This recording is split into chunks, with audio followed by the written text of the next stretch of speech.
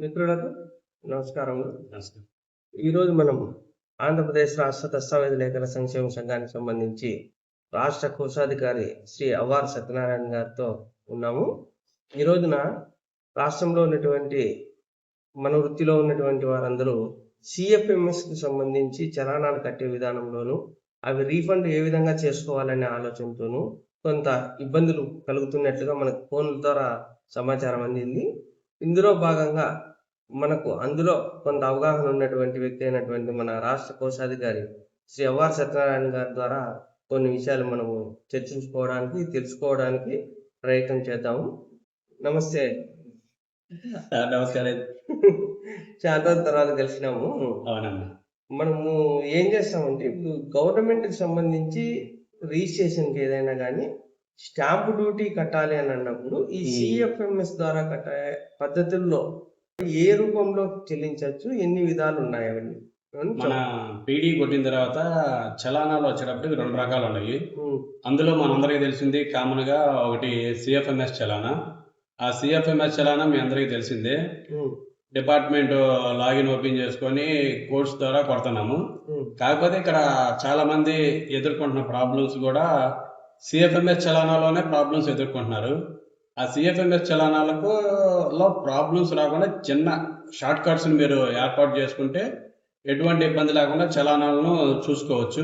అది ఒకసారి చూపిస్తాను, మరొకసారి మీరు జాగ్రత్తగా చూడండి. అది చలానాలు మన అందరికీ తెలిసిందే. సిటిజన్ చలానా ఓపెన్ చేసుకొని రిజిస్ట్రేషన్ డిపార్ట్మెంట్ ఆర్ఈజీ కొట్టుకోగానే 6 నెంబర్ 8 వస్తుంది. ఇక్కడ సర్వీస్కి స్టాంప్ డ్యూటీ కోడ్ 63, 66 అందరికీ తెలిసింది. అది ఒకటి కొట్టుకొని 75% నాకు తెలిసి అందరూ తప్పు చేస్తుంది ఏంటంటే డిస్టిక్ ఇస్తున్నారు, అట్లాగే ట్రగరీ కూడా ఆటోమేటిక్గా వస్తుంది. కానీ ఇక్కడ మీరు చేయాల్సిందల్లా ఏంటంటే మీ డీడీఓ కోడ్ని ఒకటి గుర్తుపెట్టుకొని చాలు. మా చిలకలూరుపేట ఒకటి వచ్చేటప్పటికి 0603 ఇది కొట్టంగానే చిలకలూరుపేట వచ్చేసింది. అలా కాకుండా అట్లా మొత్తం ఆ 4 డిజిట్స్ కొట్టండి. కొంతమంది పొరపాటున ఏంటంటే జస్ట్ 2 డిజిట్స్ కొట్టగానే ఆడ పేరు కనపడగానే దానికి వెళ్ళిపోతున్నారు. అలా కాకుండా మొత్తం కొట్టండి. కొట్టడం వల్ల ఇది వచ్చేసింది. ఇక్కడ ఇంకా మీరు కొట్టే పని లేదు, డైరెక్ట్గా ఇక సబ్మిట్ చేసుకొని మిగతా డీటెయిల్స్ అన్నీ ఫాలో అవ్వచ్చు. ఇది వచ్చేటప్పటికి ఏంటంటే 3 చలానాలు తీయాలి. కానీ ఈ 3 చలానాలు ఎక్కువగా లెంతీ టైము ప్లస్ ఇది మనందరికీ ఇబ్బంది కలుగుతుంది. రెండవది వచ్చేటప్పటికి మన ఐజీఆర్ఎస్ డిపార్ట్మెంట్లోనే పేమెంట్ ఉంది. ఈ పేమెంట్కి వచ్చేసి ఇక్కడ సెలెక్ట్ చేసుకోవడం, మన మ్యారేజ్కి కానీ రిజిస్ట్రేషన్ డాక్యుమెంట్ సెలెక్ట్ చేసుకోవడం అండ్ రిజిస్ట్రేషను డిస్టిక్,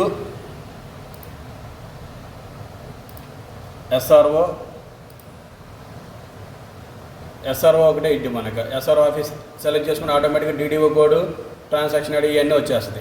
ఇక్కడ నేమ్ ఇచ్చేసుకొని అప్లికెంట్ ఐడి మన ఇష్టం, తర్వాత మొబైల్ నెంబరు మీది ఇచ్చుకోండి, కస్టమర్దైనా ఇచ్చుకోండి, మెయిల్ ఐడి కూడా మీదైనా కస్టమర్దైనా. ఇక్కడ 75% అందరూ జాగ్రత్తగా గమనించాల్సింది ఏంటంటే రిజిస్ట్రేషన్ ఫీజు పైన ఉంటుంది. ఫస్ట్ ఫీజు పైన ఉంటుంది. అందరూ గబాలన స్టాంప్ డ్యూటీ అనుకోండి, స్టాంప్ డ్యూటీ కొట్టేస్తారేమో. ఫీజు పైన ఉంటుంది, దాని తర్వాత యూజర్ ఛార్జీ అండ్ లాస్ట్లో స్టాంప్ డ్యూటీ ఉంటుంది. స్టాంప్ డ్యూటీ కొట్టుకోవడం, ఇది కొట్టేసుకున్న తర్వాత సబ్మిట్ కొట్టేసేస్తే 3 చలానాలు ఒకటే వచ్చేస్తుంది. దీని తర్వాత సబ్మిట్ కొట్టిన తర్వాత ఆన్లైన్ పేమెంట్ వస్తుంది. ఈ ఆన్లైన్ పేమెంట్లో ఎస్బీఐ పేయూ ఉంటుంది. అందరూ గబాన్లో వెళ్ళిపోతుంటారు, ఎస్బీఐకి వెళ్ళండి. పేయూలో వచ్చేటప్పటికి ట్యాక్సెస్ కొంచెం ఎక్కువ ఉంటుంది. ఓన్లీ పేయూకి క్రెడిట్ కార్డుకే వెళ్ళండి. క్రెడిట్ కార్డు ఉంటే క్రెడిట్ కార్డుకి ఛార్జెస్ తక్కువ పేయూలో, మిగతా అంతా ఎస్బీఐలోకి వెళ్ళిపోండి. ఎస్బీఐలోకి వచ్చేసేటప్పటికి అదర్ బ్యాంకు వాళ్ళు అయితేనేమో 6 రూపీస్ కట్ అయింది. సేమ్ ఎస్బీఐ అయితేనే మామూలుగానే ఛార్జెస్. డెబిట్ కార్డుకి ఛార్జెస్ ఉండవు, అదర్ బ్యాంక్ డెబిట్ కార్డుకు ఛార్జెస్ ఉండవు. అందరి దగ్గర చాలామంది దగ్గర ఫోన్పే ఉంది కాబట్టి యూపీఐకి వెళ్ళిపోండి. యూపీఐలో క్యూఆర్ కోడ్ తీసుకోండి. క్యూఆర్ కోడ్ తీసుకోమని ఈ విధంగా వచ్చేస్తుంది. దాన్ని స్కాన్ చేయగానే పేమెంట్ అయిన తర్వాత మనకి ఈ విధంగా చలానా వచ్చేస్తుంది.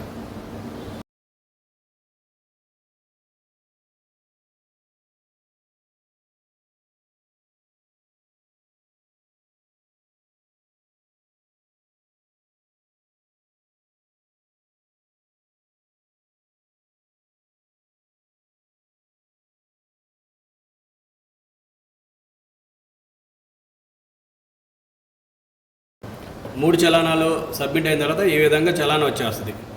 ఈ చలానాతోటి డైరెక్ట్గా రిజిస్టర్ ఆఫీస్లో చాలా ఆఫీసుల్లో కొంతమంది మాకు ఇది సింగిల్ చలానా ఉంది, మాకు ఇది కుదరదు, సిఎఫ్ఎంఎస్ చలానా దాన్ని అంటారు. సిఎఫ్ఎంఎస్ చలానాకి అయినా సరే ఈ transaction ID CFMS transaction ID కొట్టగానే మీకు సిఎఫ్ఎంఎస్లో 3 చలానాలు వస్తే 3 చలానాలు వేసుకోవచ్చు. కానీ వాళ్ళకి మీరు రిజిస్టర్ మన డిపార్ట్మెంట్లో ఈ సిఎఫ్ఎంఎస్ ట్రాన్సాక్షన్ ఐడి కొట్టగానే మనం ఏదైతే 3 చలానాలు కొట్టామో అది వాళ్ళకి డిస్ప్లే అయిపోద్ది. ఇంకోటి వచ్చేటప్పటికి ఏంటంటే అందరూ తెలుసుకోవాల్సింది, మన పీడీలోనే చలానా తీసేయచ్చు. ఈ మేకే పేమెంట్కి వచ్చి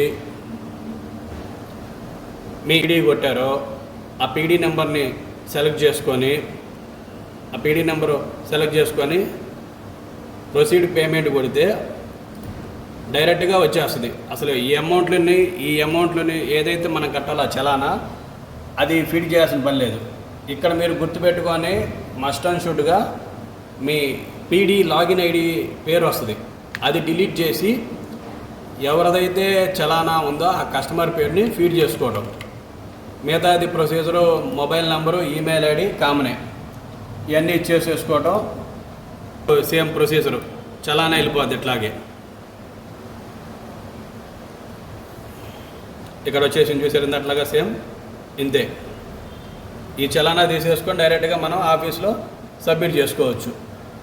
ఇది ఈ విధంగా చలానా చేసుకోవచ్చు. ఈ చలానాతో ఏంటంటే డైరెక్ట్గా మన పీడీ లాగిన్ ఓపెన్ చేసాం కానీ ఆఫీస్లో మీరు ఈకేవైసీ అయిపోయిన తర్వాత వాళ్ళు క్యాష్ రిసిప్ట్కి వెళ్ళంగానే మీరు ఏదైతే ట్రాన్సాక్షన్ ఐడి తోటి చలానా తీశారో ఈ ట్రాన్సాక్షన్ ఐడి మన పీడీ ఇస్తారు. ఈ ట్రాన్సాక్షన్ ఐడి తోటి మనకి చెక్ స్లిప్ నెంబర్ వచ్చేస్తుంది. డైరెక్ట్గా మనం వాళ్ళు అక్కడ క్యాష్ రిసిప్ట్లో మనం ఏదైతే చలానా తీసో అది ఆటోమేటిక్గా జనరేట్ అయిపోతుంది. ఇది రీసెంట్గా అప్డేట్ చేశారు 2.0లో. మనం ఏదైతే పీడీ నెంబర్ తోటి లాగిన్ అయ్యి చలానా తీస్తామో ఈ ఐజీఆర్ఎస్ మన దాంట్లో పీడీలో డైరెక్ట్గా రిజిస్టర్ ఆఫీసులోకి చలానా వచ్చేస్తుంది. ఇది చాలా ఎంతో ఉపయోగకరంగా మనకి బాగుంది.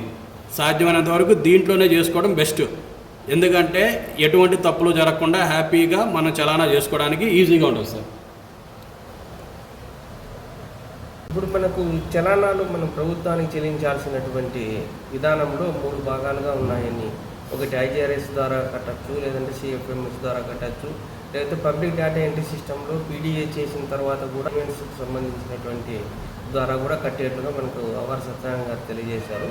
అంటే ఈ యొక్క సిఎఫ్ఎంఎస్ ద్వారా కానీ మీరు చెప్పిన 3 విధానాలలో కూడా చలానాలు కట్టిన తర్వాత ఒక్కొక్కసారి ఆ యొక్క చలానాలకు సంబంధించినటువంటి దస్తావేజు రిజిస్ట్రేషన్ కాకపోతే ఆ యొక్క డబ్బులు ప్రజలు కట్టినటువంటి రుసుములు ఏ విధంగా రీఫండ్ చేసుకోవచ్చు అనేది కూడా మన వారికి కొద్దిగా తెలియజేస్తారని ఆశిస్తున్నాము.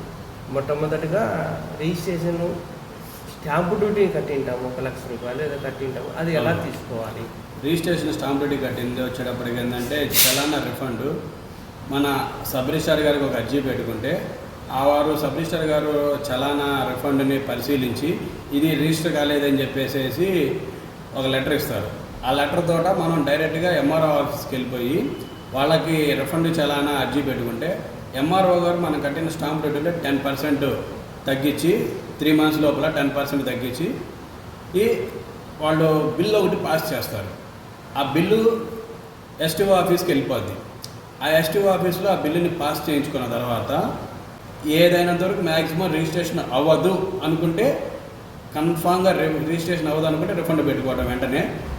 లేట్ అయింది అనుకుంటే కనుక అదే చలానాతోటి 1 year పాటు మనం 1 year తర్వాత అయినా సరే చలానాని వాడుకోవచ్చు.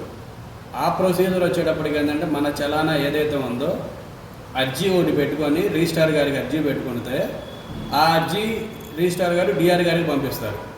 డిఆర్ గారు మొత్తం పరిశీలించి ఈ చలానాన్ని వాడుకోవచ్చని మళ్ళీ మనకి ఇంకా 1 year తర్వాత కూడా ఆ చలానాన్ని వాడుకునే పవర్ మనకి ఇస్తారు. ఏదైనా సరే సాధ్యమైనంత వరకు నాకు తెలిసినంత వరకు రిజిస్ట్రేషన్ జరగదు, ఇంకా నేను కొనుక్కోను అనే కస్టమర్ మీకు చెబితే వెంటనే రిఫండ్ పెట్టేసేయండి. లేట్ చేయకుండా వితిన్ 1 month లోపల ట్రై చేసి పెట్టేసేయండి. కన్ఫామ్గా కొనుక్కుంటాడు అనుకుంటే 1 year తర్వాత అయినా సరే ఆ చలానా వేస్ట్ కాకుండా ప్రొసీజర్ ప్రకారం పెట్టుకుంటే వెంటనే ఇబ్బంది లేకుండా రిజిస్ట్రేషన్ అయిపోతుంది. అంటే మీరు చెప్పిన దాని ప్రకారం ఆలోచిస్తే ఆస్తి ఒక చోట ఉన్న ఆస్తిని కొనుగోలు చేసినప్పుడు కట్టినటువంటి చలానాలు రీఫండ్ చేసుకోకుండా ఇంకో ఆస్తి ఎక్కడైనా కొన్నింటే అదే సబ్ రిజిస్టర్ ఆఫీస్ పరిధిలో ఉంటే ఈ చలానాన్ని దాన్ని ఉపయోగించుకోవచ్చునా? వాడుకోవచ్చు. అది ఎంతవరకు సమయం ఉంటుంది? 1 year వరకు ఉంటుంది. 1 year వరకు మన సబ్ రిజిస్టర్ గారి పవర్లోనే ఉంటుంది. 1 year దాటిందంటే డిఆర్ గారి దగ్గరికి అప్రూవల్ పర్మిషన్ తీసుకుంటారు మన సబ్ రిజిస్టర్ గారు. ఆ 1 year చలానా అనేది వన్స్ రిఫండ్కి వెళ్ళకపోతే ఇది ప్రొసీజర్ వాడాల్సింది. మరి ఇప్పుడైతే మనకు stamp duty, deficit stamp duty అంటాం కదా, 6333కి సంబంధించి కట్టింటాము కోడ్కి ఇది. అలాగే మన 6370 కట్టిన రిజిస్ట్రేషన్ ఫీజు ఏ విధంగా రీఫండ్ చేసుకోవాలంటారు? రిజిస్ట్రేషన్ ఫీజు వచ్చేటప్పటికి మన సబ్ రిజిస్టార్ గారి నుంచి జిల్లా రిజిస్టార్ గారికి అర్జీ పెట్టుకోవాలి.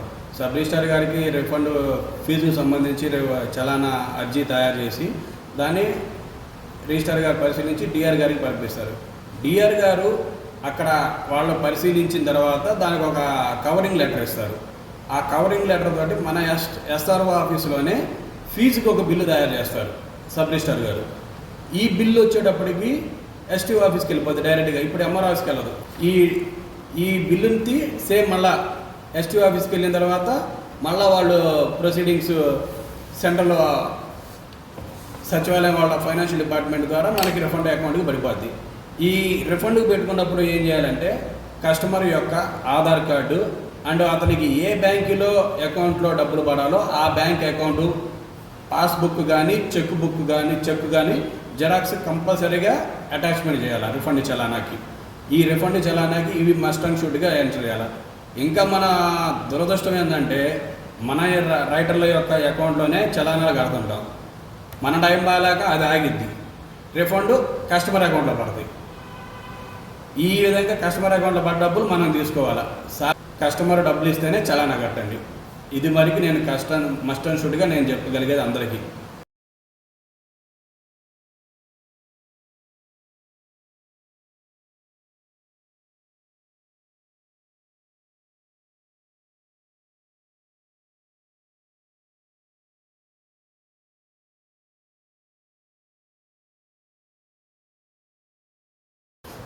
ఈ రీఫండ్కి సంబంధించి సరైనటువంటి సలహాలు ఇచ్చినారు. ఇంకొక చిన్న ఒక సమస్య మన మిత్రులకు, మన వృత్తిలో ఉన్నటువంటి వారికి చెప్పండి. అది ఏమంటే ఈ సిఎఫ్ఎంఎస్ ఐడిఆర్ఎస్లో కాకుండా సిఎఫ్ఎంఎస్లో 3 చలానాలు కడతామని చెప్పారు కదా మీరు. ఆ పద్ధతిలో కట్టేటప్పుడు ఈ కోడ్ నెంబర్స్ డెఫిసిట్ స్టాంప్ డ్యూటీకి 6366 గాను రిజిస్ట్రేషన్ ఫీజుకి 6370 గాను ఉంటుంది కదా. ఆ యొక్క కోడ్ నెంబర్స్ తారుమారవుతూ కట్టినటువంటి పొరపాట్లు జరుగుతూ ఉన్నాయి. వాటిని ఏ విధంగా సరి చేసుకోవాలా దానికి కూడా కొద్దిగా మన మిత్రులకు తెలియజేస్తే బాగుంటుందని మీ ద్వారా. ఇది చాలా వరకు నా నోటీస్కి వచ్చింది. మన స్టాంప్ డ్యూటీ కట్టాల్సిన చలానాన్ని ఫీజులో కట్టారు. ఫీజులో కట్టిన చలానాలు కొన్ని స్టాంప్ డ్యూటీలో పడ్డాయి. ఇట్లా రివర్స్ 2 రకాలుగా పడ్డాయి. మీరు చెప్పిన పాయింట్ ప్రకారం స్టాంప్ డ్యూటీ ఇది ఫీజుది స్టాంప్ డ్యూటీకి పడ్డాయి. ఇంకా కొంతమంది అయితే యూజర్ ఛార్జీకి కొట్టేసారు ఏకంగా. అవి హడావుడిలో పడుతుంది. మ్యాక్సిమం ఒకటే మనం గుర్తుపెట్టుకోవాలి, చలానాన్ని 1-2 సార్లు వెరిఫై చేసుకోవాలి కొట్టేటప్పుడు. సెకండ్ పాయింట్ వచ్చేటప్పటికి ఏంటంటే ఈ పొరపాటు పడ్డ చలానాన్ని మనం ఏ విధంగా రెక్టిఫై చేసుకోవాలంటే చలానా రెక్టిఫై అవ్వడానికి మనకి ఎస్ఆర్ఓ ఆఫీస్కి వెళ్ళిన తర్వాత తెలిసింది. ఎస్ఆర్ఓ గారికి ఒక అర్జీ రాసుకొని ఈ స్టాంప్ డ్యూటీలో కట్టాల్సిన హెడ్స్ రిజిస్ట్రేషన్ ఫీజులో పడ్డాయని, రిజిస్ట్రేషన్ ఫీజులో కట్టాల్సిన చలానా స్టాంప్ డ్యూటీలో పడ్డాయని దానికి ఒక అర్జీ పెట్టుకున్నాం. అంటే ఆల్టర్నేషన్ మెమోకి సంబంధించి ఒక అర్జీ పెట్టాలి. ఈ అర్జీ పెట్టిన తర్వాత మనం ఆల్టర్నేషన్ మెమో అర్జీ ఒకటి పెట్టుకున్న తర్వాత సబ్ రిజిస్టార్ గారు ఒక చిన్న కవరింగ్ లెటర్ రాస్తారు. ఈ స్టాంప్ డ్యూటీలో పడ్డ అమౌంట్ని ఫీజులో మార్చండి, ఫీజులో పడ్డ ఈ అమౌంట్ స్టాంప్ డ్యూటీలో మార్చండి చెప్పి రిజిస్టార్ గారు ఒక కవరింగ్ లెటర్ రాస్తారు. ఆ లెటర్ తీసుకొని మనం ఎస్టీఓ ఆఫీస్కి వెళ్ళాలి. ఎస్టీఓ ఆఫీస్కి వెళ్ళినప్పుడు ఏంటంటే మనం కట్టిన సిఎఫ్ఎంఎస్ చలానా కానీ లేదా ఐడిఆర్ఎస్ చలానా కానీ ఏదైనా సరే అదే రోజు వాళ్ళకి బిల్ డేట్లో అప్డేట్ అయితే మనకి హ్యాపీ. బిల్ డేట్ అప్డేట్ కాకపోతే 1 వీక్ టైం పట్టింది. ఈ 1 వీక్ నెక్స్ట్ వీక్లో వాళ్ళ దగ్గరికి వెళ్తే ఆల్టర్నేషన్ మెమో అని చెప్పి వాళ్ళకి బిల్లు పెడతారు. ఆ బిల్లు ద్వారా స్టాంప్ డ్యూటీలో పడ్డ కోర్సుని రిజిస్ట్రేషన్ ఫీజులో ఈ స్టాంప్ డ్యూటీకి హెడ్స్ మార్చే పవర్ ఎస్టీఓ ఆఫీస్ వాళ్ళకు ఉంది. ఈ మార్చినటువంటి ఆల్టర్నేటివ్ మెమో బిల్లు తీసుకొని మన రిజిస్టర్ ఆఫీస్కి వస్తే ఆఫీసులో వాళ్ళ చలానా కొట్టే దాంట్లో ఆల్టర్నేషన్ మెమో అని చెప్పి ఒకటి బటన్ ఉంది, దాంట్లో చలానా కొట్టాలి. ఆల్టర్నేషన్ మెమో చేయించుకున్న తర్వాత రిజిస్ట్రేషన్ ఆఫీస్కు వస్తుంది అది బిల్లు, ఏ ఇబ్బంది లేకుండా ఉంటుంది. అంటే అప్పుడు ఎస్టీఓ ఆఫీస్ వాళ్ళు ఆల్టరేషన్ చేసిన తర్వాత ఇక్కడ యథావిధిగా మనం ఏదైతే అనుకున్నామో ఆ కోడ్ల ప్రకారమే రిజిస్టర్ ఆఫీస్లో కూడా అది వాళ్ళకి డిస్ప్లే అవుతుంది. అప్పుడు రిజిస్ట్రేషన్ చేసుకునే దానికి వీలవుతుంది. అవును, అంటే ఈ ప్రాసెస్ అయితే చేయాలి, ఎస్టీఓ పైన ఆధారపడి ఉంటుంది. అవును, ఇది సేమ్ ఎస్ఆర్ఓ ఆఫీస్ సంబంధించిన అటువంటిది. ఇంకోటి వచ్చేటప్పటికి ఏంటంటే చాలామంది సపోజ్ మా చిలకలూరుపేట కొట్టాల్సి నేను మీ అనంతపురాన్ని కొట్టాను. అనంతపురాన్ని కొట్టిన దానికి ఏం చేయాలంటే సాధ్యమైనంత వరకు అక్కడ డీడీఓ కోడ్ మార్చమని చెప్పి అక్కడ మన లేఖర్ ద్వారా కుదిరితే సాధ్యమైనంత వరకు ఒక అర్జీ పెట్టించి మన లేఖర్ ద్వారా పంపించడం. మ్యాక్సిమం అక్కడ మన లేఖర్ పోయినా కానీ ఎస్టీ ఆఫీస్ వాళ్ళు చేయరు, ఎందుకంటే కస్టమర్ కంపల్సరీ కావాల్సింది వాళ్ళకి. కాబట్టి అక్కడ మన లేఖరు ఎవరైనా సరే వాళ్ళ ఎస్ఆర్ఓ కొట్టితే వాళ్ళకి మన లేఖర్లు కొంచెం డీడీఓ కోడ్ మార్చుకోవడానికి సబ్ రిజిస్టర్ గారి దగ్గర కొంచెం హెల్ప్ చేయండి. ఈ డీడీఓ కోడ్ మార్చడానికి కూడా సేమ్ ప్రొసీజరే.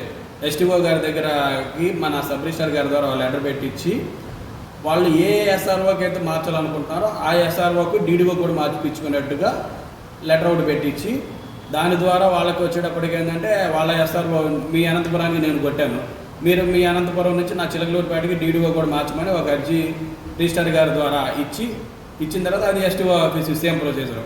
మళ్ళీ ఎస్టీఓ గారి దగ్గర ఆల్టర్నేషన్ మేము దాని ద్వారా మళ్ళీ మా చిలకలూరుపేటకు వచ్చేటట్టుగా వాళ్ళు ఒక డీడీఓ లెటర్ ఇస్తారు. చాలా థ్యాంక్స్ అవార్ సత్యనారాయణ గారు, మీరు రాష్ట్ర కోశాధికారిగా ఉండి ఇలాంటి మంచి సబ్జెక్టును తెలియజేసినందుకు మన మిత్రులందరికీ. ఈరోజు ప్రత్యేకంగా ఈ వీడియోకి సంబంధించి ఒక విషయం మీకు తెలియజేయాలా. మన ABSDWWA అనే ఈ ఛానల్ని సబ్స్క్రైబ్ చేసుకొని దాదాపుగా 950 మంది రాష్ట్ర వ్యాప్తంగాను, దేశవ్యాప్తంగాను, ప్రపంచవ్యాప్తంగాను సబ్స్క్రైబ్ చేసుకొని ఉన్నారు. ఈ వీడియో యొక్క ప్రత్యేకత ఏమంటే మనము ఈ యొక్క వీడియో 50వ వీడియోగా మనము చేశాము ఇప్పటికీ. ఈ వీడియో 50వది. భవిష్యత్తులో కూడా మరిన్ని కంటెంట్స్ ఏమైనా మంచివి తీసుకొని మరి కొంతమంది మేధావి వర్గంతో కలిసి మరికొన్ని వీడియోలు చేసుకున్నాము. అంతవరకు మన వాళ్ళు కూడా చాలా వరకు ఈ మన ఛానల్లో వచ్చేటువంటి ఎవ్రీ నోటిఫికేషన్ ద్వారా వీడియోలు చూస్తున్నారే తప్ప ఎవరు సబ్స్క్రైబ్ చేసుకోవట్లేదు. అదేవిధంగా మన యొక్క వృత్తికి సంబంధించినవి మనం దాసరి గారు కానీ మేము కానీ వీడియోలు పోస్ట్ చేస్తున్నాము. మన వాళ్ళు చాలామంది చూస్తున్నారు తప్ప ఎవరు సబ్స్క్రైబ్ చేసుకోవట్లేదు. వచ్చేటప్పటికి ఏంటంటే మన అసోసియేషన్కి సంబంధించి చాలా యూట్యూబ్ ఛానల్ని మనమే డెవలప్ చేసుకోవాలని నేను మనందరికీ రైటర్లందరికీ కోరుకుంటున్నాను. మ్యాక్సిమం సాధ్యమైనంత వరకు మీరు మన రైటర్స్ అందరూ సబ్స్క్రైబ్ చేసుకొని ఈ వీడియోను చూస్తారని నేను మనస్ఫూర్తిగా కోరుకుంటున్నాను.